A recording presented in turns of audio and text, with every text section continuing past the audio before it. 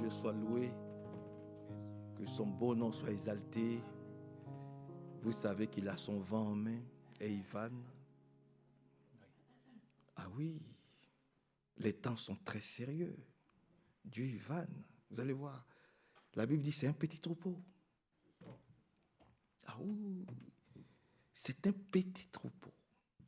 Voyez-vous. Votre Père a trouvé bon de vous donner le royaume. Voyez-vous. Donc, nous irons jusqu'au bout. Bien des flèches vont nous blesser. Mais nous allons continuer jusqu'au bout. Parce que nous, c'est jusqu'au bout, nous voulons le suivre. Dans les bons, mais aussi il va y avoir des moments d'épreuve. Et lorsque nous allons chuter, nous dirons, Seigneur, ce n'est pas de notre faute. Tu es notre Père. Et voilà. Donc, nous voulons continuer avec toi. Relève-nous et pour que nous puissions aller jusqu'au bout. Parce que c'est jusqu'au bout que nous voulons le suivre. Par la grâce de Dieu. Amen. Le temps de Dieu est parfait. Ne forçons rien, n'exigeons rien. Son temps, c'est le meilleur temps. Alléluia. Le temps de Dieu est parfait. Attendons simplement notre délivrance totale. Attendons cela. Lisons, si vous voulez, dans Exode. Sachons aussi que nous n'avons personne d'autre que Dieu. Amen. Et je l'ai déjà dit souvent ici, quand on regarde devant nous, c'est le Seigneur. Amen. On regarde derrière nous, c'est le Seigneur. On regarde à gauche, c'est le Seigneur. On regarde à droite, c'est le Seigneur. On n'a personne d'autre que Dieu. Ça, il faut que toi et moi, nous soyons convaincus de cela. On n'a personne d'autre. C'est lui notre seul unique Dieu. Dans Exode, au chapitre 20, si vous le permettez, pour aller rapidement, il est dit, à partir du verset 3, Exode, c'est le deuxième livre de l'Ancien Testament. Vous avez Genèse, après Genèse, vous avez Exode, Exode chapitre 20. À partir du verset 3, il dit, tu n'adoreras pas d'autre Dieu que moi. Voilà. Il n'y a pas un autre Dieu. Donc, quel que soit ce que les gens peuvent dire contre nous, oh, ils adorent Frère Franck. Nous n'adorons pas Frère Franck. Oh, ils adorent Branham. On n'adore pas Branham. Oh, ils sont franquistes. C'est pas vrai. Maintenant, tous ceux qui n'ont pas marché selon le plan que Dieu a tracé par le message qu'il a donné à son serviteur Moïse, mais ils sont allés dans le décor. Il y avait un Dathan à Sion. Il y avait un Dathan, il y avait un Abiram et il y avait un Corée. Ils disent, Moïse, est-ce à toi seul que Dieu parle? Pour que nous puissions te suivre toi seul. Qui es-tu toi? Mais nous sommes aussi des anciens. Dieu ne nous a pas été établis anciens. Comment se fait-il qu'il n'y a que toi, ta seule parole, ton seul message, que tu prétends être venu de Dieu, que nous devons suivre? Qui est avec nous? 250 anciens qui se sont ligués contre Moïse. On connaît la suite. On connaît la suite. Donc, nous adorons Dieu seul, mais nous savons que bibliquement, il y a eu un prophète dans notre génération qui a été établi pour nous. Bibliquement, c'est écrit. Et nous savons aussi qu'il y a un serviteur fidèle et prudent, bibliquement établi, mandaté pour nous, pour que nous soyons dans le juste milieu, dans la parole vraie, dans la parole véridique. C'est ce que nous faisons. Amen. Amen. Donc, si le nombre doit rétrécir, le nombre va rétrécir, mais nous allons continuer. Amen. Par la grâce de Dieu. Donc, il dit, lui-même, il dit, tu n'adoreras pas d'autre Dieu que moi. C'est ce que nous faisons. Amen. En tout cas, dans cette assemblée, nous adorons Dieu, c'est le Dieu de la Sainte Bible. Amen. Et nous l'adorons en esprit et en vérité. Voilà. Maintenant, il dit, verset 4, il dit, tu ne te fabriqueras aucune idole, aucun objet qui représente ce qui est dans le ciel, sur la terre ou dans les eaux sous la terre. Voilà. Il n'y a aucune représentation ici. On n'en a pas besoin. Nous n'avons pas besoin d'une quelconque représentation de quoi que ce soit. Voyez-vous? Mais regardez un peu ailleurs. D'ailleurs, ne regardez pas, parce que ce n'est pas intéressant. Vous avez compris la chose maintenant. Et que Dieu nous bénisse. Et que son beau nom soit loué et glorifié. Descendons un peu.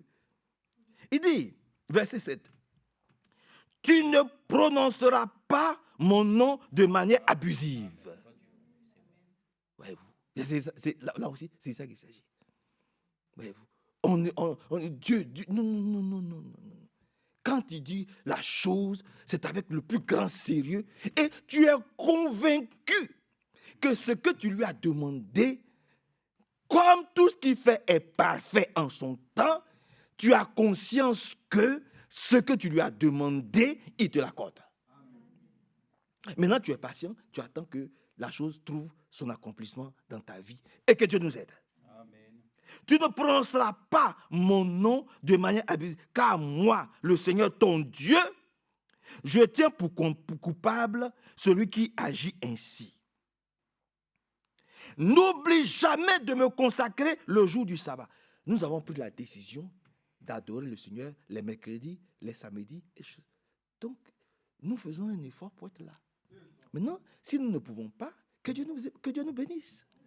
Il y a des personnes âgées. Frère Nino a 90 ans. Ne lui demandez pas aujourd'hui de prendre la voiture pour venir ici. Vous comprenez? Compte tenu de son âge, compte tenu de l'âge. Oui, mais nous qui sommes encore un peu jeunes, que rien ne nous empêche de venir l'adorer en esprit et en vérité. Rien. Parce que c'est un engagement. C'est un engagement. Ce n'est pas une prédication. Ce n'est pas une prédication. J'ai fini. Ce n'est pas une prédication. C'est un engagement. Voyez-vous. Quand tu dis, je prends mon engagement, c'est-à-dire que tu meurs à tout ton ancienne vie là. Tu meurs à ça. Et quand on te ressort là, tu dis, maintenant, je prends l'engagement de marcher comme lui-même il en a décidé que nous puissions marcher. La Bible dit, ils étaient chaque jour. Nous, c'est 3 jours. Mais eux, c'est du lundi au dimanche. Voyez-vous. Donc, que rien ne nous empêche d'honorer notre Dieu en esprit et en vérité. Que le Seigneur vraiment nous aide, nous bénisse et surtout nous protège. Et dit, verset 13, tu ne commettras pas de meurtre. Et quand on dit meurtre, ce n'est pas le couteau que tu... Non, ce sont les paroles que tu peux prononcer contre ton frère, contre ta soeur. Les accusations, les jugements, les critiques. Ce n'est pas bon. Et je l'ai dit, un frère qui accuse un autre frère ou qui critique un autre frère, mais il se critique lui-même. C'est comme si... Mais il y a des gens qui ne s'aiment pas. Ah, parce qu'ils ne s'aiment pas, ils taillent un peu l'oreille. Ah, mes oreilles sont trop... Ils taillent la chirurgie esthétique. Ils taillent son nez. Ils taillent ses lèvres. Après, vous voyez, les lèvres là sont enflées comme ça. Demandez. Demandez. Voilà, c'est ça. Demandez. Les lèvres là sont enflées comme ça. Ça s'appelle la chirurgie esthétique. Ça gonfle les lèvres. Ça transforme. On tatoue les yeux. On fait plein de... Parce qu'ils ne s'aiment pas. Après, tu vois, c'est un démon qui est devant toi. Parce que la façon dont Dieu l'a bâti là, ça ne lui plaît pas. Il n'aime pas. Donc lui-même, il se transforme. Donc, en critiquant ou en jugeant, mais c'est toi-même que tu juges. Parce que ça te plaise ou pas, celui-là, Dieu l'a mis à côté de toi. Vous faites partie d'un même corps. C'est de ça qu'il s'agit. Donc, tu te moques de toi-même. Tu te critiques toi-même.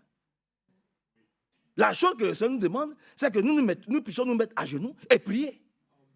Parce que quand tu es malade, quand il y a une partie de ton corps qui te fait mal, tu fais quoi? Mais tu pries. Et quand tu sais que ton frère fait partie de toi, mais tu pries aussi. Puisque tu penses qu'il y a quelque chose que Dieu doit corriger en lui. Quelqu'un avec moi? Quelqu'un avec moi?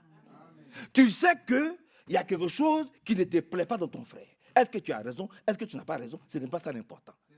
Mais ce qui est important, si ça ne te plaît pas, et que tu sais qu'il fait partie de toi, mais tu pries. De la même façon que quand tu as une maladie, que ça te fait mal, tu pries pour guérir. Donc, prie pour que Dieu guérisse ton frère. Plutôt que de dire, oh, cette maladie-là, vous voyez comme elle est, oh, cette maladie-là, elle est comme ça, oh, je ne l'aime pas, tu ne l'aimes pas, mais tu fais quoi pour qu'elle guérisse? Tu fais quoi pour qu'elle te quitte? Que Dieu vienne à notre secours. Nous ne sommes pas des meurtriers. D'ailleurs, nous ne le sommes pas par la grâce de Dieu. Et que Dieu nous bénisse. Maintenant, il dit aussi quelque chose de très important. Verset 4 dit, tu ne commettras pas d'adultère. Et là, le Seigneur l'explique clairement. L'homme qui convoite une femme avec ses yeux, il a déjà commis l'adultère. Mais une femme aussi qui convoite un homme avec ses yeux, elle a déjà commis l'adultère. C'est vice-versa. Ah oui, c'est vice-versa. Et nous savons tous que les adultères n'ont pas leur place au ciel. C'est-à-dire quoi? Les menteurs n'ont pas leur place au ciel. Seigneur, viens à notre secours, nous tous. Vous êtes avec moi. Vous êtes avec moi. Donc, toi et moi, on ne doit pas se convoiter. Au nom de Jésus-Christ. Vous voyez, on ne doit pas se convoiter. On doit s'aimer de l'amour de Dieu. Amen. Que son beau nom soit loué, voyez, et exalté. Maintenant vient encore quelque chose de très, très important. Il dit, tu ne commettras pas de vol. Parce que les voleurs aussi n'ont pas leur place au ciel. Ah oui. Ailleurs, il dit, contente-toi de ce que Dieu te donne. Amen. Voyez, contentons-nous de ce que Dieu, de ce que le Seigneur lui-même nous donne. Avançons un peu. Tu ne prononceras pas de faux témoignages contre ton prochain. Ce n'est pas contre ton frère seulement, mais c'est contre ton prochain. Parce que la Bible dit, tu aimeras le Seigneur ton Dieu de tout ton cœur, de toute ton âme, de toutes tes forces, de toute ta pensée, et tu aimeras ton prochain comme toi-même. Alors, ce n'est pas parce qu'on te blâme au travail que tu vas détester ton responsable. Non, aime-le. Parce qu'en le faisant, le Seigneur va l'aider. Je ne suis jamais allé au travail de la boule au ventre. Moi, je ne connais pas ça. Mais je m'attends à tout le monde. Alléluia. Voyez. La soeur m'a dit, il m'a donné un fromage. Chacun a pris un petit. Ils m'ont dit, dis-lui merci. Alléluia. Que le Seigneur soit glorifié. Et, oui, voilà. Et je suis content d'aller. Il faut essayer de créer une ambiance. Par la grâce de Dieu. Qui honore Dieu. Voyez-vous. On n'a pas le droit de prononcer des faux témoignages contre qui que ce soit.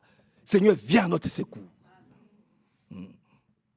Viens à notre secours. Vraiment, les faux témoignages, ce n'est pas des bonnes, ce n'est pas bon. Ce n'est pas bon les faux témoignages. Bon, arrêtons-nous un peu, avançons un peu. Il a dit, verset 17, tu ne convoiteras rien qui appartienne à ton prochain, ni sa maison. Ah oui, ni sa maison. Mais tu ne te moqueras pas aussi de sa maison. Sa maison, c'est sa maison. Il a une grande maison, dis gloire à Dieu. Il a une petite maison, dis gloire à Dieu. Tout ça, c'est Dieu qui donne. Il faut que les chrétiens acceptent que tout ce qu'ils reçoivent, là où ils sont, c'est Dieu qui leur a donné. Il faut l'accepter. Et ne pas avoir les regards fixés. Non, ça ne sert à rien. Bon, il faut que j'aille rapidement par la grâce de Dieu. Il dit, tu ne convoiteras rien qui appartient à ton prochain, ni sa maison, ni sa femme, ni son serviteur, ni sa servante, ni son travail. Tu ne convoiteras rien. Nous n'avons rien à convoiter. Alléluia. Nous n'avons rien à convoiter. Amen.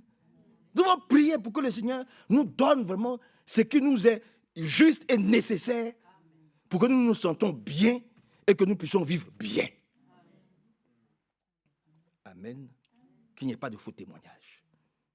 Qu'il n'y ait pas de meurtres, qu'il n'y ait pas des choses, qu'il n'y ait pas des convoitises ou des regards. Non, non, non, non. Seigneur, aide-nous et que son bon nom soit loué, exalté et célébré. En tout cas aujourd'hui. Que Dieu vous bénisse. Seigneur, nous remettons tout dans tes mains. Sois loué, sois exalté, sois célébré, sois glorifié. Merci Seigneur pour notre frère Hervé qui va nous entretenir maintenant. Que tu le bénisses, que tu nous bénisses aussi et que ta parole nous fasse du bien. Nous comptons sur toi. Merci pour tout Seigneur. Au nom de Jésus-Christ. Amen.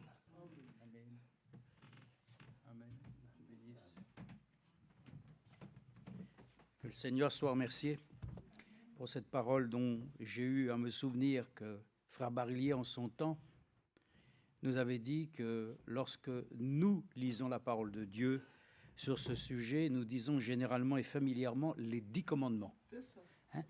Et lui disait, en fait, c'est pas tellement cela, c'est plutôt 10 recommandations. Parce que commandements, voyez-vous, c'est des choses qui sont strictes, alors que dans les recommandations, le Seigneur laisse toujours le libre choix. Mais il nous recommande de pouvoir faire ces choses afin de vivre des jours heureux. Donc nous lisons la parole de Dieu, non pas simplement ce soir comme des commandements, parce que si vous entendez les choses et puis que vous les recevez simplement parce que c'est une obligation, alors tu es un bon religieux si tu arrives à l'accomplir. Mais si tu le fais dans ton cœur avec amour, c'est tout autre chose. Les recommandations de Dieu deviennent pour nous une réalité parce que nous savons que c'est bon pour nous. Ce n'est pas parce qu'il y a sanction, ce n'est pas parce que nous craignons qu'il va y avoir ainsi de la part de Dieu, ainsi des réprimandes. Non, non, nous le faisons parce que nous l'aimons. Alors, quand le frère a lu ça, j'ai pensé que oui, il est écrit ici, tu ne commettras pas de vol. Et j'ai pensé à cela, frère et sœurs. Vous savez, des fois, on ne se rend pas même compte que des fois, si nous nous approprions des choses qui ne nous appartiennent pas, qui ont été dérobées à un autre, nous sommes le receleur. Et j'ai pensé à des années en arrière, j'avais été à Vintimille, et vous savez que c'est un endroit, un lieu de passage, où c'est entre la France et l'Italie, où il y a beaucoup de personnes qui vendent toutes sortes de choses. Et il y en avait un qui était arrivé à la voiture et qui dit « Bon, dis donc, tu aurais besoin d'une montre ?» Bon, je lui dis « Non, personnellement, j'ai la mienne, ça me suffit. » Et il me dit « Mais si, moi j'en ai des très bonnes. C'est des Pierre Cardin. » Ah oui, j'ai dit « D'accord, ok, mais ça doit valoir cher. » Pas du tout. Ah ben, j'ai dit « Si ça vaut pas cher, c'est que ça doit pas être des vrais. » Il dit « C'est pas grave. Tu auras une montre qui donnera l'impression, ah oui, mais ça c'est du vol, c'est de la contrefaçon. Et toi tu t'appropries des choses, mais tu deviens receleur. Donc, frères et sœurs, faisons très attention de ce que nous avons à acquérir. Soyons sûrs que nous prenons une chose d'une bonne manière, d'une façon par laquelle c'est honnête. Et je vous le dis, c'est dans tout le domaine, que ça soit honnête, que nous sachions, si on ne le sait pas, ça c'est une chose.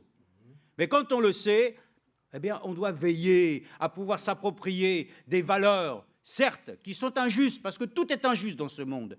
Mais néanmoins, nous devons faire les choses correctement, parce que c'est au détriment d'un autre. Alors, nous sommes reconnaissants que toutes ces recommandations, mais nous pouvons les vivre dans notre vie de tous les jours. Alors, concernant, bien entendu, ce qui est lié, par exemple, ainsi... Oui, nous avons une communication téléphonique. Non, ça peut arriver. Que Dieu bénisse. Mais voilà, nous sommes reconnaissants que le Seigneur le dit et le frère l'a dit. Le Seigneur lui-même n'est pas venu pour abolir la loi, il est venu pour l'accomplir.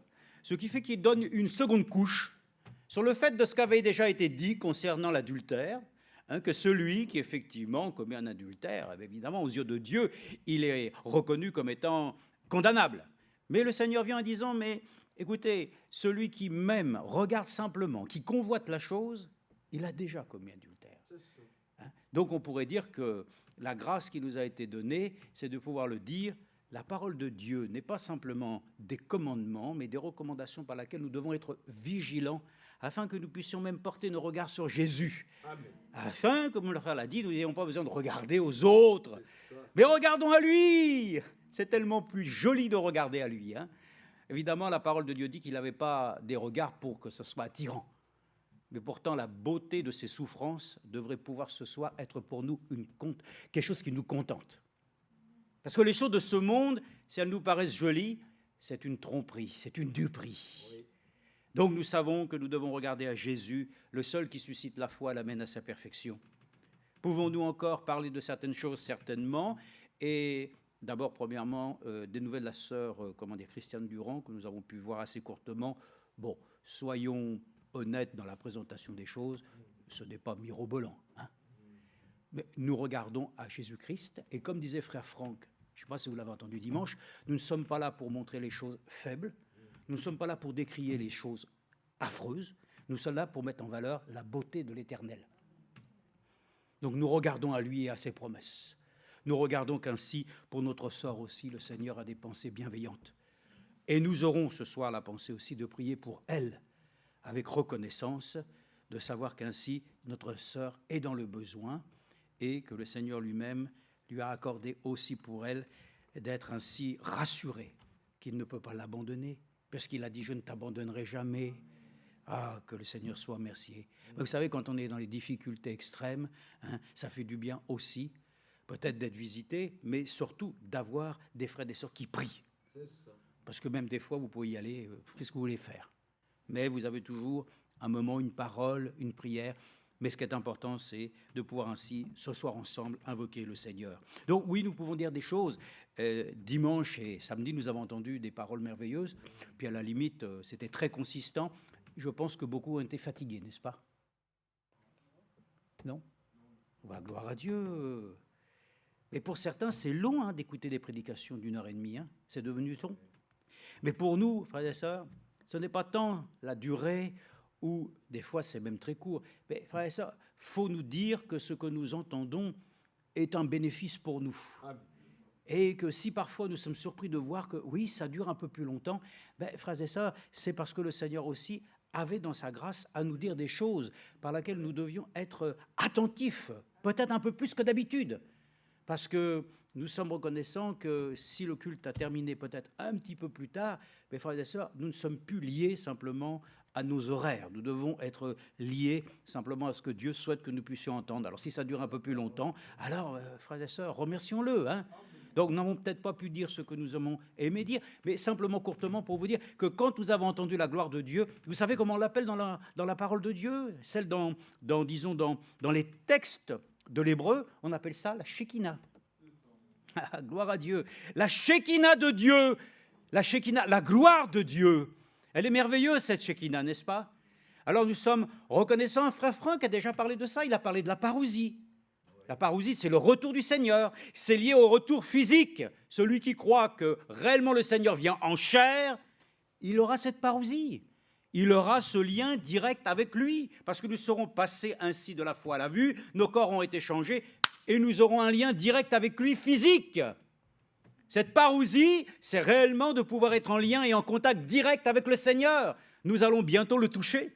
Nous allons bientôt pouvoir être avec lui et avec tous ceux qui nous ont précédés. Donc cette Shekinah est merveilleuse. Lisons simplement dans 2 Chroniques, ce que nous avons entendu dès le début était passionnant. La Bible est passionnante, non? Ah oui, c'est passionnant. Hein. Pourquoi? Parce qu'on ne reste jamais ainsi sur sa faim. Puisque la parole de Dieu nourrit, si tu as faim, il te contente. Donc, la parole de Dieu, elle est passionnante parce qu'elle nous conduit toujours de révélation en révélation. On ne reste pas aujourd'hui en disant « ça y est, j'ai reçu et c'est suffisant ». Non, il y a toujours quelque chose qui appelle. Il y a toujours un désir de pouvoir en connaître davantage au sujet des choses du ciel.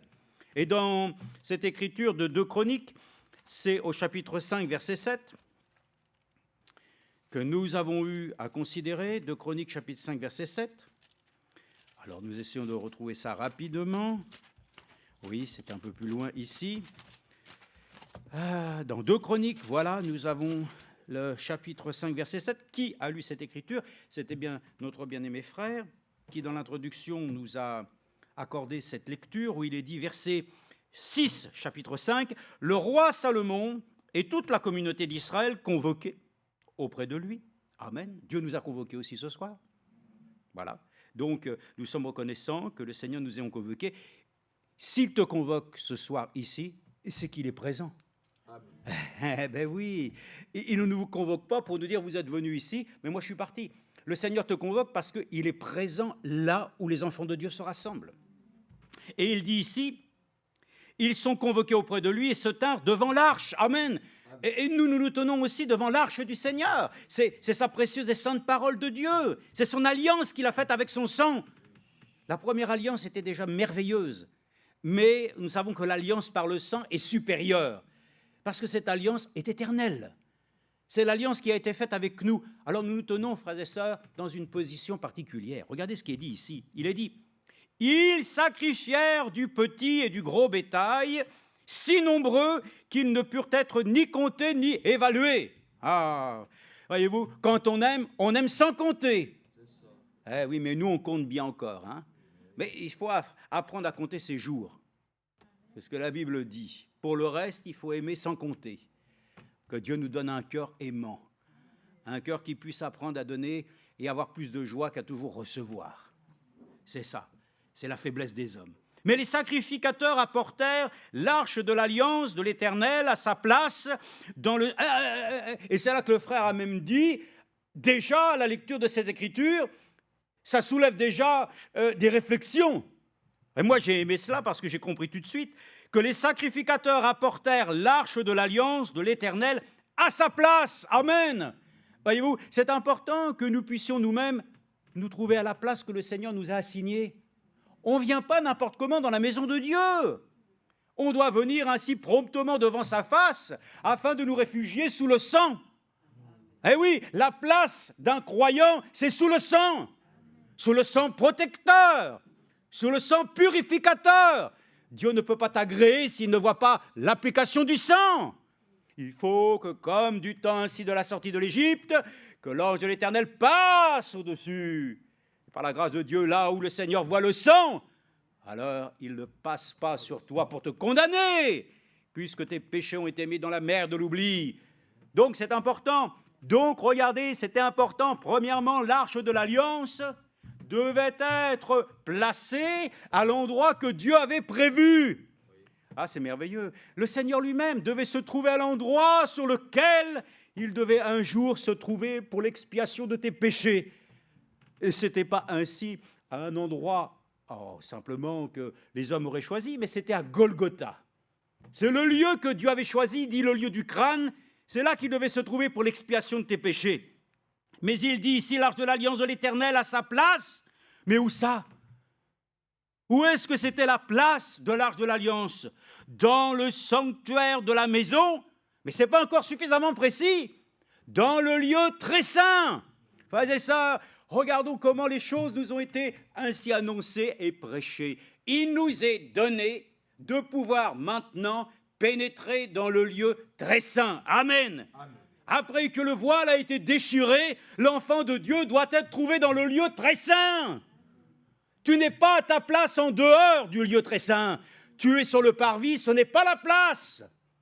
La place qui t'est assignée pour moi et ce soir, c'est d'être dans le lieu très saint. Et il est dit ici, dans le lieu très saint, jusque sous les ailes des chérubins. Amen. Amen. C'est-à-dire qu'encore, frères et sœurs, si nous reconsidérons la scène, l'arche de l'alliance qui était le témoignage de Dieu, tu es le témoignage de Dieu. Je suis le témoignage de Dieu. Je dois être à la place qui m'est assignée. Hein. Tu dois être à l'endroit et au lieu que Dieu lui-même t'a établi. Et tu dois être présenté dans le lieu très saint. Ta vie doit être consacrée pour lui. Et il doit être ainsi satisfait qu'encore sur toi repose, amen, non pas les chérubins, mais le sang de l'alliance qui vient pour toi ainsi témoigner que tu es fils et fille de Dieu, que tu lui appartiens pour l'éternité. Donc c'est important de voir que la gloire de Dieu ne se manifeste pas en dehors du lieu et de l'endroit où lui-même a établi que c'est là qu'il bénirait. Et il dit ceci. Ce sont quand les frères sont dispersés, que les frères sont ainsi tout le temps en commentaire, qu'il y a toujours ainsi des discussions, que là Dieu prend plaisir. Non, il le dit. C'est là où il y a des frères unis ensemble que Dieu ordonne la bénédiction. C'est la place qui doit être juste, que nous recherchons. Cette place, frères et sœurs, c'est l'endroit propice où l'arche de l'alliance devait être placée. La gloire de Dieu ne se manifeste pas, frères et sœurs, en dehors des conditions que lui, il a requises. Et si vous pouvez le lire même ici dans le psaume 24, puisque frère Franck lui-même nous a rappelé ainsi la lecture de ce psaume. Alors avant de pouvoir le dire ce soir, dans le sujet que je voulais juste aborder, Dieu sait toutes choses. Il connaît tout. Il sait pour toi ton avenir. Encore une fois, nous le disons, notre avenir ne se consulte pas en dehors. Vous allez dire de la Bible, oui, tu peux trouver ici bien les éléments qui vont t'aider, mais tu dois trouver ainsi, devant le Seigneur, devant sa face. Tu dois pouvoir trouver devant lui les choses que lui-même veut te révéler. Vous savez, les choses cachées, c'est pour toi. Les choses révélées qui appartiennent à Dieu sont pour ceux qui veulent les connaître. Et nous voulons connaître de lui ce soir, ainsi, cette puissante révélation qui nous concerne et qui nous est destinée pour nous, afin que notre vie puisse nous être ainsi complètement ainsi révélée. Alors, il dit ici dans le psaume 24, c'est un merveilleux cantique que j'ai même entendu chanter. Et d'ailleurs, tous les cantiques sont des psaumes chantés. Et ces Écritures disent ici,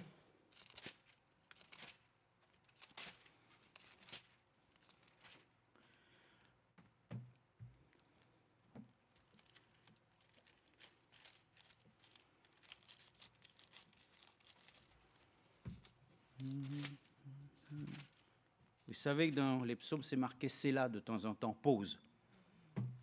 Donc, on fait une petite pause. Voilà, ça ne fait pas de mal. Hein? Mais nous pouvons le dire maintenant que nous sommes prêts pour lire. À l'Éternel la terre et ce qui la remplit, le monde et ceux qui l'habitent, car c'est lui qui l'a fondé sur les mers et affermi sur les fleuves.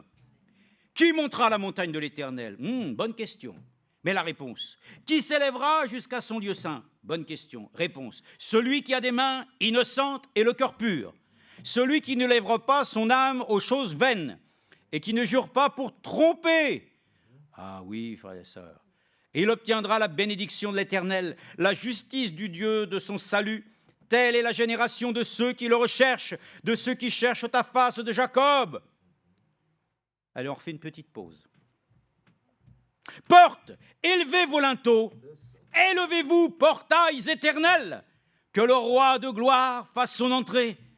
Qui est ce roi de gloire? L'Éternel, le fort et le héros, l'Éternel, le héros de la guerre. Porte, élevez vos linteaux, élevez-les et élevez-les, portails éternels, que le roi de gloire fasse son entrée. Mais qui donc est ce roi de gloire? C'est Jésus, l'Éternel des armées, c'est lui le roi de gloire, c'est Jésus. Lui, par laquelle il nous a été rappelé, vous avez entendu comment il a été dit que nous devons faire la distinction lorsque lui-même vient et qu'il est dans son rôle du ministère du Fils de l'homme. Vous avez entendu ça ou pas? C'était merveilleux. Je me suis dit oui. Et regardez, quand ainsi il a attesté que lui-même, Dieu se faisant en lui-même une chair, venant habiter corporellement dans cette chair, il est un homme.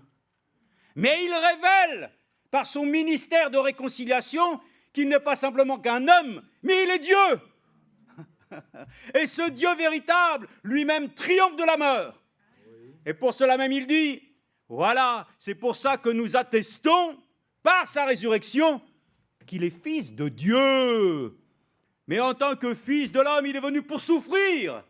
Il est venu montrer ainsi que, comme un homme, il devait vivre, il devait prendre la place. Oui, frère et sœurs, il était à sa place. Dieu est venu et il a vécu sur cette terre afin de prendre ta place. Je suis heureux que nous avons une place ce soir que le Seigneur lui-même a choisie pour toi. Il savait ainsi qu'un jour, tu devrais venir dans sa grâce. Et alors lui-même, ainsi, il est venu, il a habité corporellement dans la chair et il a pu dire, oui, le Fils de l'homme doit supporter ces choses. Le Fils de l'homme doit pouvoir ainsi être amené jusqu'à la mort de la croix. Mais quand il a posé la question et que Pierre a répondu, oui, je le sais, tu es le Fils du Dieu vivant. Ah, ce n'est pas la chair et l'esprit qui te l'ont révélé, hein, mais mon Père qui est dans les cieux. Frères et sœurs, nous sommes reconnaissants. Il a été Fils de l'homme, mais pour nous, il est Fils de Dieu, en ce qu'il a accompli une œuvre par laquelle nous-mêmes nous nous tenons ce soir, sur les traces de celui qui est ressuscité, qui a vaincu la mort. Alors un jour, il ne sera plus simplement celui qui a été fils de l'homme, de celui qui est déjà le Fils de Dieu, qui se tient à la droite, ainsi de la justice du Père, mais il sera roi des rois, roi de David. Nous le proclamerons. Qui est ce roi de gloire? C'est lui. Oh, quelle gloire ce sera! Quelle gloire ce sera quand nos yeux verront Jésus! Quelle gloire! Mais déjà la gloire de Dieu est manifeste sur la terre. Si vous regardez d'ailleurs les choses, que quand il y a eu la construction du premier temple, l'homme de Dieu en a parlé, il a dit la gloire de Dieu était puissante. Et les hommes qui étaient là commençaient à tituber. Mais Dieu a dit lui-même, je viendrai et je me rencontrerai avec moi-même. Dieu ne vient pas simplement pour rencontrer des hommes, il vient pour rencontrer sa parole. Si elle est placée dans ton cœur, Dieu va bénir. Et c'est ainsi qu'alors la gloire, la Shekinah de Dieu était puissante. Cette gloire même, l'homme de Dieu en a parlé. Ainsi j'ai pensé cela. Lorsque Moïse s'est trouvé ainsi devant le buisson ardent, lui-même a dit, il faut que j'aille voir derrière qu'est-ce qui se passe. C'est curieux cette affaire. Voilà un buisson qui brûle mais qui ne se consume pas. Je suis tellement heureux, frères et sœurs, que Dieu a consumé le péché en moi, mais qu'il ne m'a pas brûlé. Il m'a accordé la grâce ainsi de pouvoir continuer ma vie. Mais il consume d'abord le péché dans notre vie. Et ce qui est merveilleux, c'est que c'est la gloire de Dieu qui se trouve au milieu de son peuple. Et voilà qu'ainsi la gloire de Dieu s'est manifestée au milieu de ses enfants. Et la gloire de Dieu va bientôt venir. Elle sera ainsi manifeste lorsque la dernière pluie va tomber. Ça va être la gloire de Dieu. Ainsi même, Salomon l'a dit, encore une fois, Seigneur, que les hommes voient ta gloire et ta puissance. Nous nous le disons, manifeste encore ta puissance et ton pouvoir, déjà dans ma propre vie, Seigneur, que la gloire soit reflétée ainsi dans mon caractère, dans ma manière de faire, de vivre et de penser, que ta gloire soit ainsi réelle. Ainsi donc, qui est ce roi de gloire? L'Éternel des armées, amen. Nous sommes heureux, nous lui appartenons de tout notre cœur, amen. Ainsi comme il a été lu et que nous avions lu dans 2 Chroniques chapitre 6, verset 40, et aussi chapitre 7, verset 1, après que Salomon eut prié, la gloire de Dieu a déferlé. Oh, frères et sœurs, puis ce soir, après la prière, la gloire de Dieu descende sur nous, qu'elle puisse nous saisir, nous changer, nous transformer, et pouvoir nous dire, oh, quelle gloire! Quelle gloire, quelle gloire, amen, comme on le chante, mais que ça ne soit plus une parole chantée, mais une parole qui soit réelle, qui devienne pour nous manifeste. Oui, ce roi de gloire, il est merveilleux, et nous l'aimons de tout notre cœur. Dieu sait tout. Les inquiétudes et les choses qui concernent le temps présent, le frère l'a dit, le temps, c'est rien du tout. Le temps ne nous appartient pas. D'ailleurs, Dieu lui-même, il n'est pas le Dieu du temps, il est l'Éternel. Mais il a permis ainsi pour un temps, qu'il y ait ainsi cette période de grâce où il puisse révéler son amour. Mais ainsi, un jour, nous passerons à nouveau dans l'éternité. Il faut laisser le temps d'abord, de pouvoir ainsi laisser s'achever les choses que Dieu a commencées dans ta vie, dans ma vie, dans l'Église, afin de la présenter sans tache ni ride ni rien de semblable. Et ensuite sera ainsi le souper des noces. Ah, ça sera glorieux! Mais viendra ensuite cette période terrible de la grande tribulation et ensuite le règne millénaire. Là, la gloire du Seigneur sera manifeste sur la terre pendant 1000 ans, millénium. Frère Madame disait, un mémorial à la grâce. Oui, il y aura des choses aussi qui se feront encore dans l'ancienne Jérusalem. Il y aura, oui, laissez le temps au temps. 1000 ans, mais ensuite viendra le jugement dernier, le trône blanc. Alors là, frères et sœurs, tout ce qui a été caché, tout ce qui a été ainsi maquillé sera révélé. Dieu sait tout. Il sait, nos vies sont enregistrées, frères et sœurs. Frère Madame nous disait, nos vies sont enregistrées dans les enregistreurs de Dieu. Et les hommes disent, on ne sait pas. Il dit quoi? Mais Dieu sait tout. Et ainsi, il sera un juste juge, parce qu'il connaît les tenants et les aboutissants. Il connaît la fin avant le début. Il sait tout à ton sujet, tes bêtises, mais tes bonnes choses aussi. Il te connaît de la tête jusqu'aux pieds. Il connaît ton cœur plus que personne. D'ailleurs, il le dit lui-même, les hommes regardent à ce qui est visible, Dieu regarde au cœur. Il sait tout. Et Jésus est venu même sur cette terre. Et on peut le dire, réellement, il était Dieu sur la terre. Et ce Seigneur Jésus-Christ lui-même a montré qu'il était Dieu. Pourquoi? Parce que Jésus savait les choses que le Père lui révélait. N'oubliez pas une chose, Jésus ne faisait rien que d'abord il ne l'ait vu faire au Père. Il devait être en tant que fils de l'homme discipliné, et il devait obéir à la volonté de son Père. Mais en tant que fils de Dieu, alors là, il pouvait lui-même prendre les choses de telle manière qu'il puisse alors juste accomplir ce que Dieu, pourquoi l'avait envoyé. Donc nous sommes heureux, frères et sœurs. La gloire du Seigneur est une réalité et Dieu sait toutes choses. Ah, il faut lire des choses maintenant dans Job. On lit dans Job chapitre 34, verset 21. Au cas où tu penses qu'il y a encore des situations sur lesquelles, ainsi, toi, tu peux être dans le doute. Moi, je peux effectivement me poser des questions. Je peux effectivement me demander, ainsi, qu'en sera-t-il pour demain? Mais le Seigneur l'a dit lui-même. Mais qu'est-ce que vous dites là? Vous êtes capable de savoir que lorsque le ciel est rouge, que demain il va faire beau, et vous n'êtes pas capable de discerner les signes des temps? Voyez ça, Dieu nous a accordé la grâce, comme il a été dit à Jean, sur l'île de Patmos, afin d'annoncer les choses qui doivent arriver. Annoncer à ses serviteurs. Lui qui sait toutes choses, il veut prendre plaisir ce soir à te faire connaître son plan. Mais c'est ce que j'aime. Ainsi, les prophètes ont été donnés de telle manière qu'ils puissent ramener le peuple de Dieu, ainsi, non seulement à la vérité, mais à la pratique. Mais lui-même, Frère Branham a dit, les prophètes n'ont dit que les choses que Dieu leur a communiquées et qui n'étaient que nécessaires. Nous voudrions toujours connaître des choses. Mes frères et sœurs, apprenons ainsi du Seigneur à ce qu'il nous fasse connaître ce que nous devons savoir. N'ayons pas cet esprit de curiosité qui a commencé déjà dans le jardin d'Éden, on va le lire. Mais d'abord, lisons Job 34, verset 21. Et puis vous allez voir ensuite. 34, 21, il est dit ici. Car Dieu porte les yeux sur les voies de l'homme. Remercions-le. Qu'il n'ait pas un regard détourné, mais qu'il porte réellement son regard sur nous. Il veille attentivement, comme il a dit, il veille sur Israël comme sur la prunelle de ses yeux. Nous savons que nous sommes la prunelle des yeux de Dieu aussi. Dieu veille sur nous. Il sait où tu vas. Il le savait. D'abord, premièrement, comme il a été rappelé, Adam, où tu es. Dieu connaît toutes choses. Parce que je vais vous le dire, il faut le répéter, Dieu, il est omniscient. Dieu veut dire omniscient, il connaît toutes choses. Il sait toutes choses. Mais il n'est pas simplement que ça, il est omniprésent. Il est partout à la fois.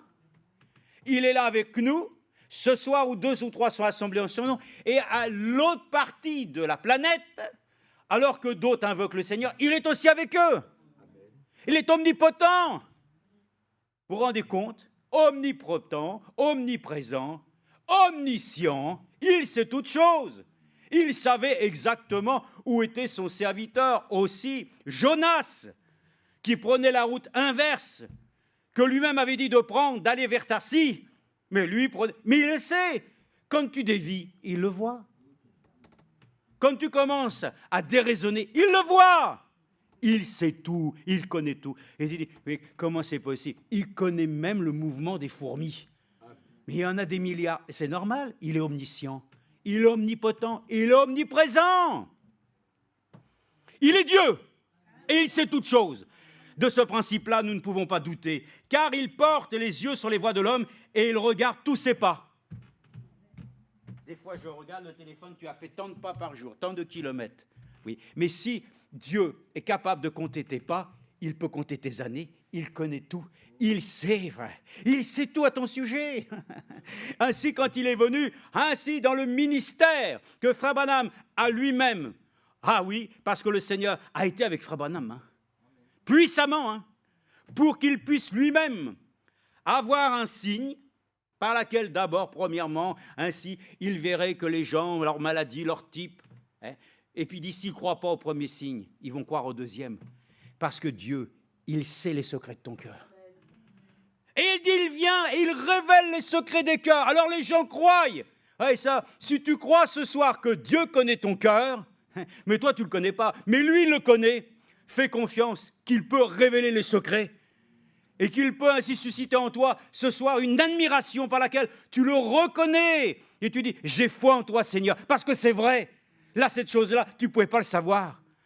Toi, tu ne pouvais pas le savoir. Mais il y a que toi, oui, Seigneur, tu pouvais le savoir. Mais l'autre, il ne peut pas savoir. Et il est merveilleux de dire ceci. Il n'y a ni ténèbres, ni ombre de la mort. Et on peut dire qu'il n'y a ni ombre de variation en lui. ni de changement, mais que de changement en nous. Hein. Oh là là, un jour, on est gai, le lendemain, on est triste. Mais Dieu, lui, c'est pas qu'il est un homme pour être gai ou pour être triste, il est Dieu. Et alors, ça se résume comment? Dieu est amour. Et son amour est constant. Dieu est esprit. Et par cela même, il dit, il n'y a ni ténèbres ni ombre de la mort où puissent se cacher ceux qui commettent l'injustice. Amen. Quand bien même t'irais mettre ton nid dans les étoiles. Oh, ISS. Vous êtes combien là-haut? Oui, mais Dieu vous voit là-bas aussi. Hein. Il suffit d'une petite poussière qui vient de l'espace, vous êtes ratatiné. Quand bien même t'irais te réfugier là-bas, j'irai te chercher. Il n'y a pas un endroit, mon frère, ma soeur, que Dieu... Les enfants de Dieu disent, maintenant, nous, on ne va plus dans les églises locales, on a eu suffisamment d'expériences négatives pour nous dire que nous restons chez nous. Voilà, très bien. Mais Dieu ira t'en déloger aussi. Parce que Dieu doit refaire revenir tout le monde dans une communion où tous ceux qui ont choisi de faire cavalier seul, Dieu ira les chercher. Comme il a été chercher un Paul, dont il connaissait très bien. Alors Dieu se croisait les bras, alors. Dieu est vraiment terrible, hein. Il laisse Paul, alors qu'il sait que Paul va être un homme de Dieu, et il laisse faire souffrir des chrétiens, mais pourquoi Dieu attend? Ah, le frère l'a dit, le temps de Dieu n'est pas notre temps. Dieu voit les choses, il connaît les choses, et puis nous, on est là, si t'avais, mais lui, il savait que s'il avait fait comme ça, il y aurait eu d'autres circonstances, et puis ça aurait été un micmac pas possible. Faisons-lui confiance. Il sait toutes choses. Ah, il sait toutes choses. Je pense à cette écriture. Nous prions, nous demandons et tout ça, comme si c'était des choses extraordinairement difficiles à obtenir. Mais votre Père sait de quoi vous avez besoin. Toi, il sait même de quoi tu as besoin. Oh, Seigneur, je suis malade. Mais comme il ne sait pas, lui, il est devenu lui-même un homme pour être malade. Frère Branham disait qu'il avait mal à la tête. Et nous, on prend des cachets, mais lui, il n'avait pas de cachet. Il avait la prière. Il avait simplement, frères et sœurs, la communion avec son Père. D'abord, le Père et le Fils sont un. Alléluia. Ainsi donc, où il puisse se cacher, il n'est pas besoin de prêter attention longtemps à un homme pour qu'il entre en jugement avec Dieu. Amen. Frères et sœurs, Dieu sait tout, il connaît. Adam, où tu es, comme si qu'il ne sait pas. Mais il aime te questionner. Il aime t'éprouver pour voir ce que tu vas répondre. Mais oui, mais nous sommes ce que nous sommes par la grâce de Dieu. Et nous le sommes maintenant, quoi? Enfants de Dieu. Et nous sommes, ainsi dans son grand amour, à reconnaître qu'il sait pour toi toutes choses. Amen. Amen. Ainsi, Genèse 3:5, regardez, voilà la chose qui est terrible, qui s'est produite. Parce qu'on parle de la chute dans le jardin, bien sûr. Et nous avons eu par la grâce de Dieu à comprendre ce qui s'est passé. C'est une affaire qui est très claire pour nous.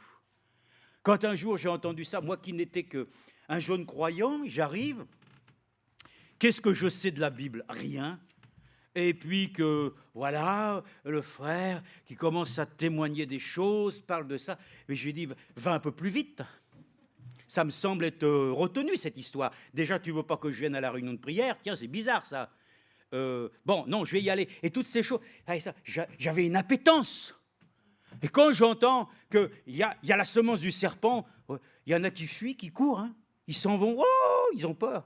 Moi, j'étais là, j'ai dit, mais oui, mais pourquoi c'est marqué? Parce que la semence de la femme écrasera la tête du serpent. Ça a été tellement puissant, mais je ne savais rien.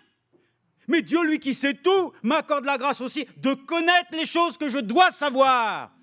Et lui-même, il sait tout, mais toi, tu ne pourras jamais tout savoir, mais il nous accordera la grâce de tout connaître.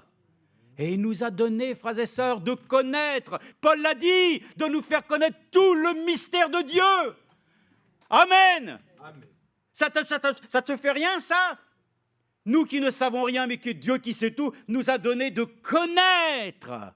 Oh, frères et sœurs, c'est merveilleux, hein? Mais regardez ce qu'il dit ici, dans simplement Genèse 3:5, et c'est là que le monde a tombé, parce que c'est là que le raisonnement est venu. Mais Dieu, regardez ce qu'il dit, l'ennemi vaincu, mais Dieu sait que le jour où vous en mangerez, vos yeux s'ouvriront, et que vous serez comme des dieux qui connaissent le bien et le mal. C'est bien ça notre problème. L'homme s'est mis à connaître des choses que Dieu n'avait jamais souhaité que nous connaissions. Mais par la chute, il a révélé la nudité d'Adam et de Ève qui se sont revêtus de choses pieuses et religieuses, se disant en soi-même, on ne va pas être mal avec cette parure-là, c'est la mode d'aujourd'hui. Bon, la mode d'aujourd'hui, c'était de pouvoir couvrir son péché. Aujourd'hui, c'est de tout enlever.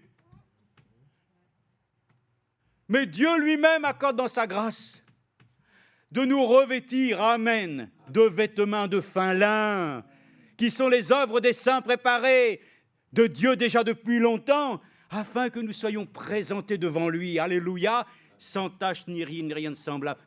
Il sait toutes choses. Dieu sait toutes choses. Mais lorsque quelqu'un dit, oui, nous connaissons, maintenant nous savons, Jésus a dit, c'est bien pour ça, c'est parce que vous dites que vous savez que vous êtes dans l'ignorance.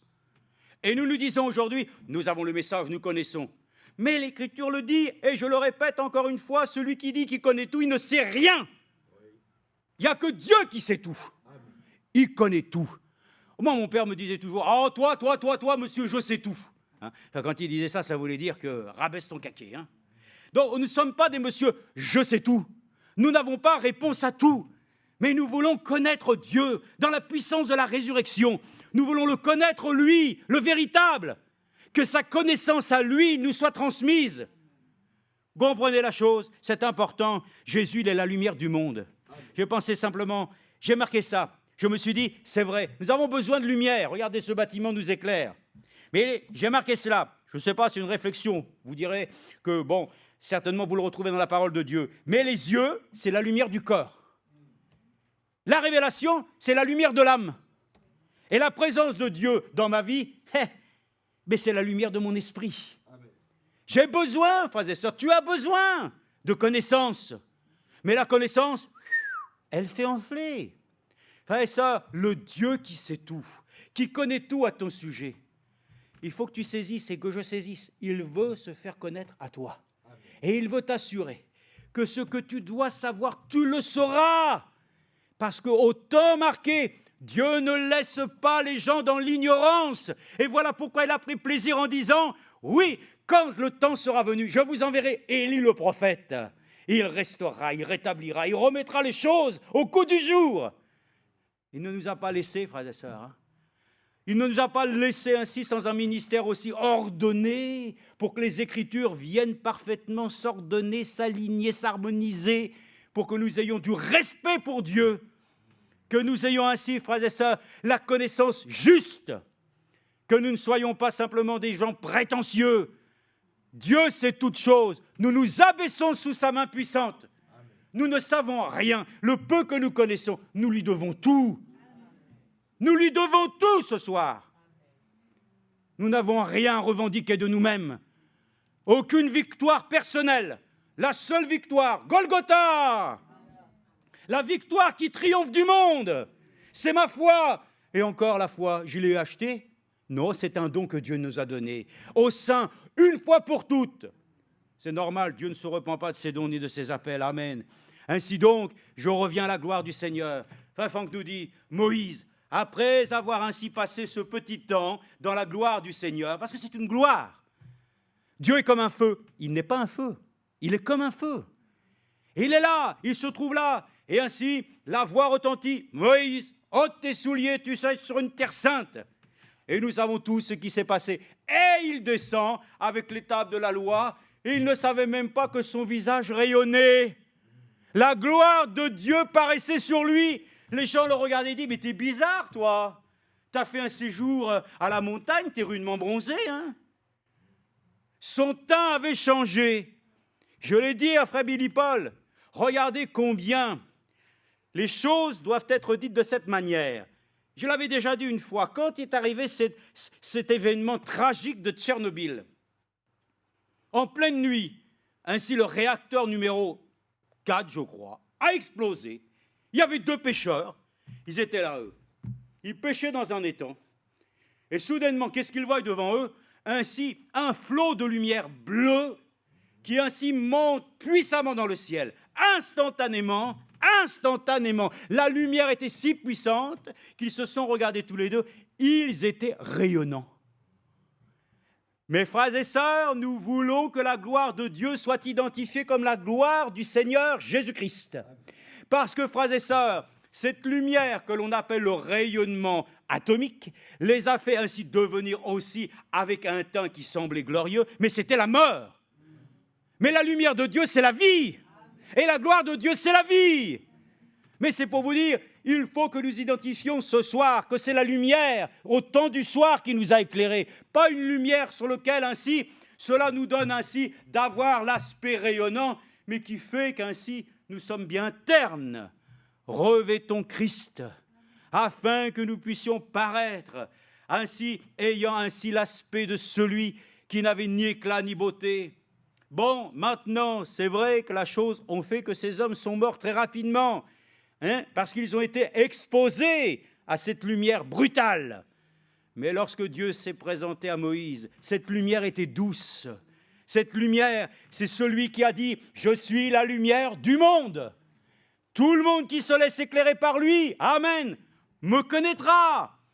Et ainsi Jésus a pu dire « Je connais mon Père me connaît, et nul ne peut connaître le Père qu'il ne passe d'abord par le Fils. » Donc, frères et sœurs, nous ne connaissons que ce que Dieu a bien voulu nous accorder, et il s'est révélé à nous, et ça, c'est merveilleux.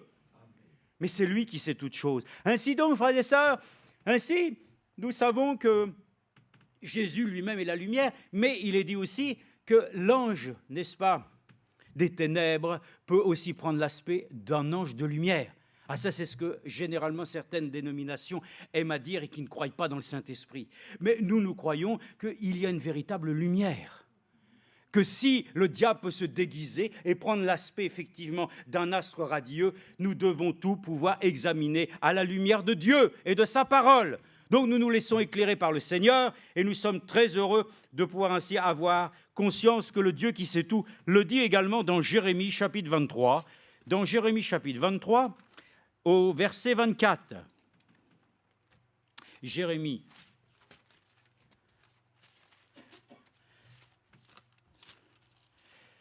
Ah, voilà ici. Jérémie chapitre 23, ainsi verset 24.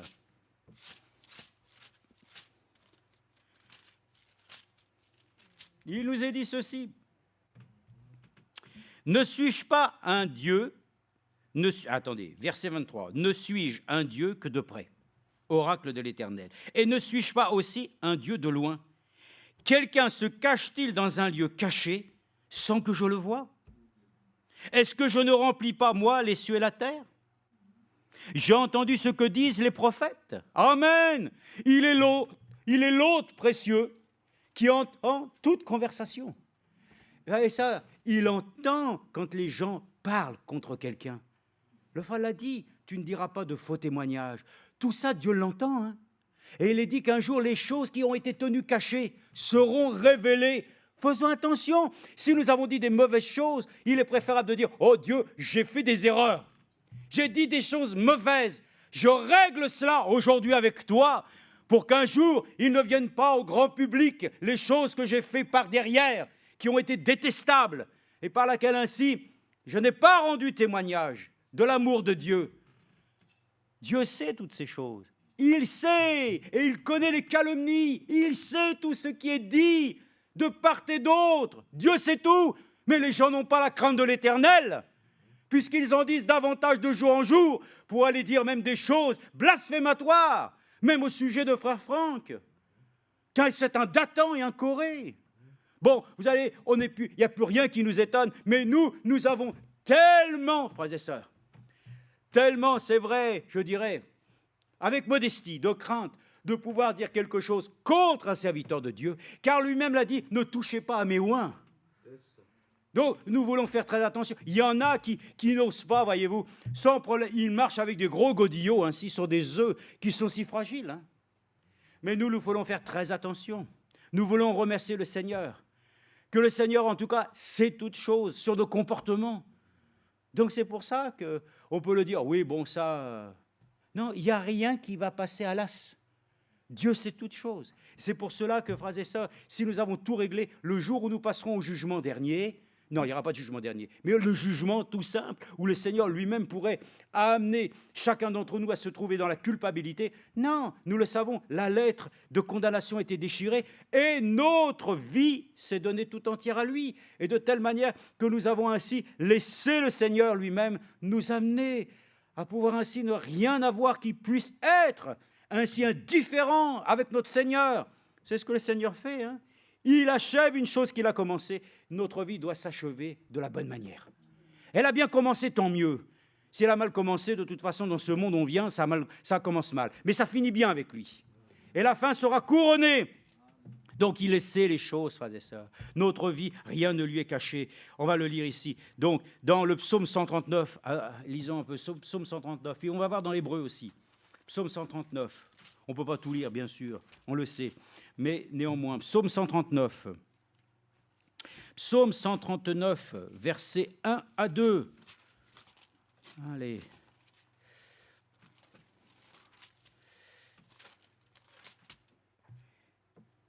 Éternel, tu me sondes et tu me connais. Bon, comme ça, c'est clair. Tu sais quand je m'assieds et quand je me lève. Tu comprends de loin ma pensée. Tu sais, oh là là, il sait. Ah oui. Tu sais quand je marche et quand je me couche. Et tu pénètres toutes mes voies. Car ta parole n'est pas sur ma langue, que déjà l'Éternel, tu la connais entièrement. Amen. Il connaît tout, dans la profondeur, dans les détails. Il est celui qui peut révéler ce soir les secrets des cœurs. Il est le seul qui peut ainsi, dans ta vie, intervenir sur les choses les plus personnelles et intimes. Ah, une telle science est trop merveilleuse pour moi, trop élevée pour que je puisse la saisir. Oui, mais je te demande, Seigneur, aide-moi à comprendre ta science. Aide-moi à saisir que tu sais toutes choses. Et Frère Branham avait dit, si nous étions conscients que la présence des anges qui nous entourent était visible, nous n'aurions pas le même comportement. Nous n'aurions pas les mêmes mots. Nous n'aurions pas les mêmes gestes. Nous aurions la déférence. Et Dieu nous demande simplement, justement, alors que nous ne le voyons pas encore, d'avoir cette foi pour marcher d'une manière digne de l'Évangile. Eh oui, c'est notre devoir, c'est notre grâce que Dieu nous donne. Regardez Hébreux 4, Hébreux chapitre 4 encore.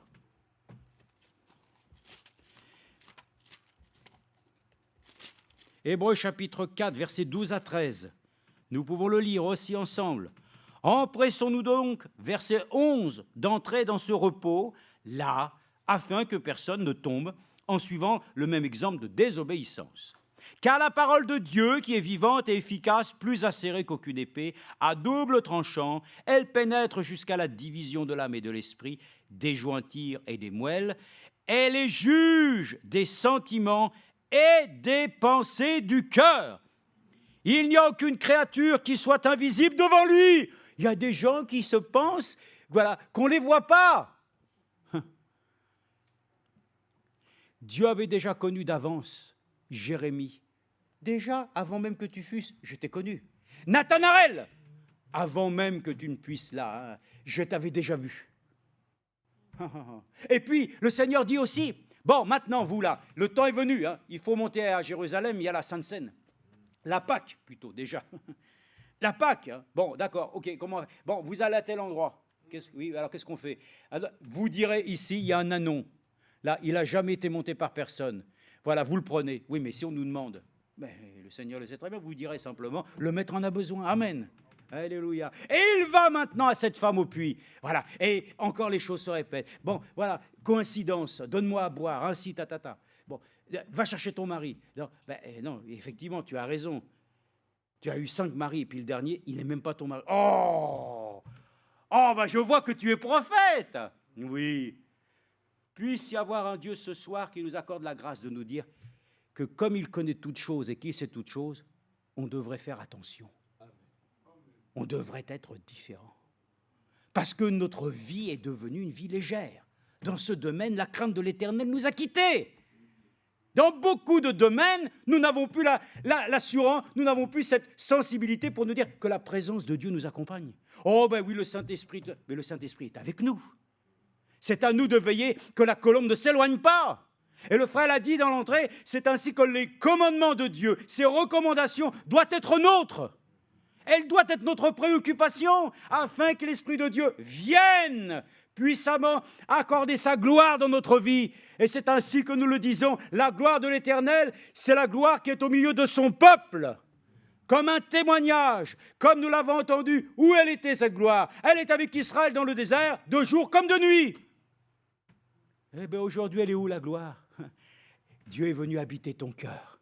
Il est venu lui-même y placer. Ainsi, son grand amour. Mais bien sûr, ce corps de chair est là pour essayer d'estomper, n'est-ce pas, cette chose? Alors nous sommes venus dans sa maison ce soir pour nous relever dans la foi. Amen. Pour nous accorder de dire, toi qui sais toutes choses, Seigneur, ce soir, je ne peux pas me cacher de toi. Un homme qui se cache loin de la face de Dieu, Dieu ira de toute façon le chercher. Ainsi donc, comme il est écrit ici, il n'y a aucune créature qui soit invisible devant lui. Tout, écoutez bien, tout est mis à nu et terrassé aux yeux de celui à qui nous devons rendre compte. Amen. Amen. Tu veux rendre compte à qui? Tu rendras compte à frère Branham? Tu rendras compte à frère Franck? Tu rendras compte à quelqu'un d'autre?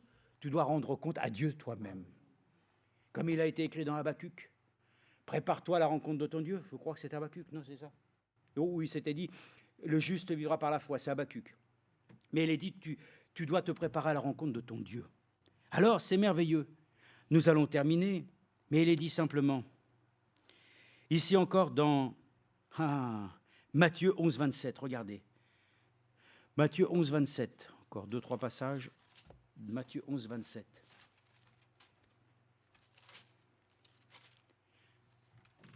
Nous perdons beaucoup de choses. Des fois, nous ne savons plus, nous avons égaré. Et bon, dans le monde, ils disent, il faut prier Saint-Antoine.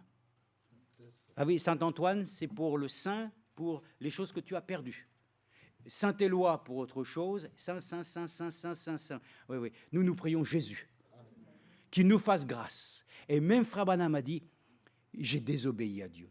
Dieu m'avait donné un don de discernement et je l'ai même utilisé. Bon, on ne va pas dire bêtement, mais à un moment donné, il était les gens, j'ai perdu mon portefeuille, j'ai la voiture, et Frère Branham disait, oui, votre portefeuille, il est là. Oh là là, il a dit, je ne ferai plus jamais ça. Dieu n'a pas donné ce discernement pour que je puisse renseigner simplement les choses que les gens ont perdues. J'ai été suscité pour que le discernement amène les gens à croire. Dieu, pas simplement à pouvoir ainsi retrouver des faits perdus. Combien de fois, et nous le savons, le frère a mis les clés sur la voiture et toutes ces choses. Bon, voilà. Combien de fois le Seigneur nous a donné sa grâce de même de retrouver, amen, des choses égarées. Voilà. Il est celui qui connaît. S'il semble que nous avons oublié ce soir des choses, moi je le dis ce soir, dans la prière, c'est-à-dire si j'ai oublié avec le temps des choses essentielles pour ma vie spirituelle, je te prie dans la prière ce soir, rappelle-moi, redonne-moi le souvenir. Amen. Des choses essentielles. Redonne-moi la vraie connaissance des choses réelles. Toi qui sais les choses, toi qui vois ce qui me manque et que moi je ne peux pas voir, viens combler mes carences. Viens combler mes insuffisances. Tu le sais, Seigneur, moi je ne sais même plus quoi te demander, mais viens, Seigneur Jésus, viens, comble en nous tout ce qui doit être comblé, afin que nous paraissions devant lui de la bonne manière. Matthieu 11, 27, j'y suis toujours pas. Matthieu 11, 27, c'est une écriture que j'aime parce que, ouais, évidemment, elle est là, elle atteste de la divinité de notre Seigneur Jésus-Christ, dont nous avons foi de le pouvoir le confesser. Le Père et le Fils étaient un et pour cause. Jésus était Dieu. Bon, 11. Verset 27. Il est écrit. Tout m'a été remis par mon Père. Tout m'a été remis par mon Père, et personne ne connaît le Fils, si ce n'est le Père. Et personne non plus ne connaît le Père, si ce n'est le Fils. est celui à qui le Fils veut le révéler. Amen. Moi, je suis heureux qu'il s'est révélé à nous. Des choses qui ne nous est pas destinées naturellement, Dieu nous les a accordées dans sa grâce. Vous savez que Jésus, est-ce que Jésus savait toutes choses? Il savait toutes choses ou pas? Il n'y avait qu'une seule chose que lui-même a dit concernant son retour. Même le Fils ne le sait pas. Il n'y a que le Père qui le sait. Afin qu'il n'y ait pas de divulgation en tant que... Il aurait pu en tant qu'homme dire. Mais la chose, c'est qu'il n'y a que le Père qui sait le jour et l'heure. Amen. Donc que personne ne vienne dire qu'il connaît le jour. Oh oui, le Seigneur est déjà là. Il y en a même, il est déjà revenu, tout ça, vous en connaissez ça. Donc frères et sœurs, Dieu, notre Dieu, c'est lui qui sait toutes choses. Et il saura déjà nous montrer que nous sommes dans le temps de son retour. Mais lui connaît le jour précis et l'heure. Donc nous sommes reconnaissants que, en tout cas, là comme il est écrit, si nous connaissons ces choses, c'est une grâce que Dieu nous a faite. Nul ne peut connaître le Père que Dieu d'abord n'ait envoyé son Fils et qu'à travers le Fils, nous puissions avoir la révélation, amen, que notre Père, il est Dieu. Et notre Dieu, ainsi, aujourd'hui, nous accorde la grâce de nous dire que c'est lui qui a tout pouvoir. Il tout. Pourtant, Jésus a dit, il a reçu tout pouvoir. Mais c'est simplement cette petite chose. Il n'y a que le Père qui sait. Mais pour le reste, tout pouvoir lui a été donné sur la terre. Jésus est l'autorité suprême. Et cette autorité, elle est sur nous. Elle est sur l'Église. Et comme il sait toutes choses, nous voulons remercier le Seigneur qu'il puisse nous accorder dans 1 Chronique 28-29, oui, le temps est là, 1 Chronique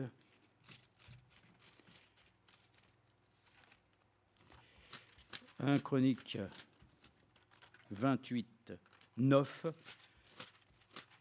et nous résumons 1 Chronique 28, 9, il est dit, « Et toi, Salomon, non, 28, oui, 28, 9, c'est bien ça, 1 Chronique, oui. Et toi, Salomon, mon fils, reconnais le Dieu ton Père et sers-le d'un cœur sans partage et d'une âme bien disposée, car l'Éternel sonde tous les cœurs et discerne toute intention. Si tu le recherches, il se laissera trouver par toi, mais si tu l'abandonnes, il te rejettera à jamais. Considère maintenant que l'Éternel t'a choisi, afin que tu bâtisses une maison qui serve de sanctuaire, fortifie-toi et agis. Amen. Dieu nous a fait connaître sa volonté, et nous sommes reconnaissants que nous puissions le dire, lui qui sait toutes choses. Ce soir, il veut nous accorder la grâce de pouvoir le dire lui-même. Il connaît tes tracas, tes besoins, tout ça, pour les choses de la... Il le sait. Et il te dit, recherche d'abord le royaume des cieux. Et puis le reste, ça va t'être donné. Parce que votre Père sait de quoi tu as besoin. Il sait. Et dans mes besoins spirituels, dans le fond, moi, je ne sais pas. Qu'est-ce qu'il me faut réellement? Mais je lis dans la Bible que l'apôtre Paul, lui, il avait discerné les besoins. Il a dit, je prie pour que l'Église ait un esprit de discernement, un esprit de révélation. Oui, Seigneur, fais-nous connaître ce soir, toi qui sais tout, qui connais tout. Accorde-nous la grâce de te dire, Seigneur, toi alors, viens combler toutes les choses que moi je ne connais pas, que je ne sais pas. Et je sais qu'alors tu vas me rendre heureux, parce que c'est le principe même de notre vie, qu'il se fasse connaître dans notre cœur. Alors, n'ayons pas ainsi de crainte de croire qu'il ne serait pas en mesure de pourvoir à un besoin quelconque. Il pourvoit à tous vos besoins.